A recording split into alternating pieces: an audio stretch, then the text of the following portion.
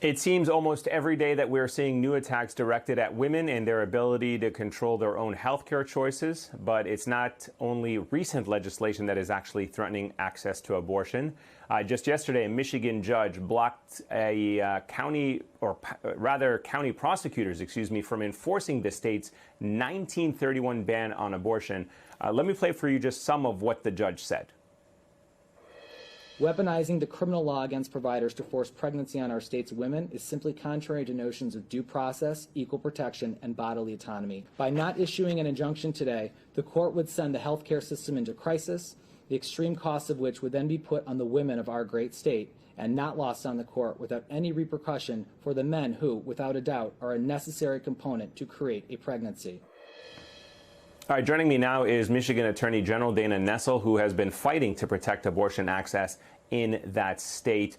Madam Attorney General, thank you so much for joining us. Could you just tell us a little bit briefly about this 1931 law and how Democrats won in court this week?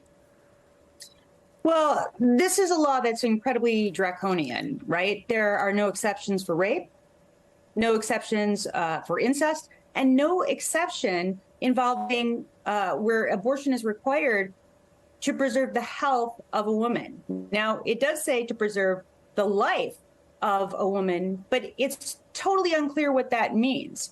So if you take issues like ectopic pregnancies or preeclampsia or high blood pressure or even cancer, I mean, how near death does a woman have to be in order for an abortion to be permitted under the law? These physicians testified in what I believe to be the first evidentiary hearing that we've had since the fall of Dobbs in any state, where all of these physicians testified that this was dangerous for women and violated all the standards for healthcare practitioners in the state of Michigan. I know that obviously, Madam Attorney General, hindsight is 2020, but why did Michigan Democrats never take legislative steps to scrap this 1931 abortion ban? I mean, is that a common practice that legislators go back to review legislation that is no longer relevant and basically either repeal them or try to get them off the books, or do they just try to legislate forward looking and not backward looking? Oh, there were many efforts to try to repeal the old law, but unfortunately, our state is very badly gerrymandered. It will not be after this year because we now finally have a nonpartisan, or I should say a bipartisan, redistricting commission, but the Republicans would never allow it to go through. So we've not had both the House and the Senate and the governor's office in a very long time. And so all the efforts that the Democrats had made to repeal the 1931 law were unsuccessful, and we're now seeing the results of that. And thankfully, we had a judge in the Oakland County Circuit Court that appreciated that the lives of pregnant women matter in our state. Where does the fight go from here? I mean, what's the next stage? Republicans are clearly vowing to appeal this decision. Where do you see it going?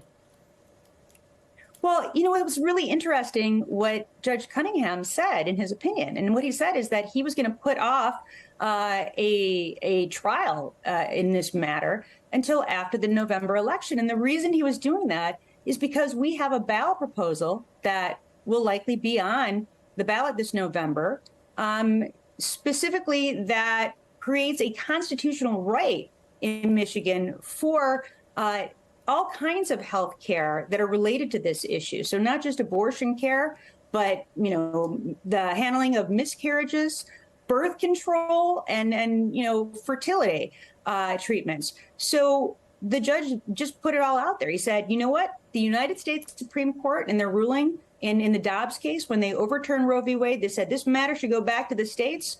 And so what Judge Cunningham said is, let the voters decide this issue. So this injunction has been put in place until after the election, specifically to allow the voters to make a decision on this issue. I know that if this ballot actually, this proposal actually makes the ballot, it will pass in very large numbers because people in the state of Michigan don't want to see the lives of women put at risk by a law that unfairly discriminates against them. So speaking of elections and looking ahead, what does abortion access look like in the state of Michigan if Republicans do win up and down the ballot come November? Well, I mean, if this ballot proposal does not make it to the ballot or it does not pass, and if you have the people who are running for these incredibly important offices, for governor, for attorney general, these are people who are so anti-choice that in the case of my opponent, he doesn't even believe there should be an exception to save the life of the woman. In fact, he said very candidly that he doesn't think there is any set of circumstances that could possibly justify an abortion, even if it means the woman has to die. He has said that there is nothing that should take precedence over that of a fertilized egg. His words, not mine. So I think we're in big trouble. If we have people like the woman that is being nominated by the Republicans for governor, like my opponent, I think women are in grave peril in the state of Michigan. And it's not a place that should be comfortable for women of reproductive age to move to. It's not a place that they should seek to live. That's the long and the short of it.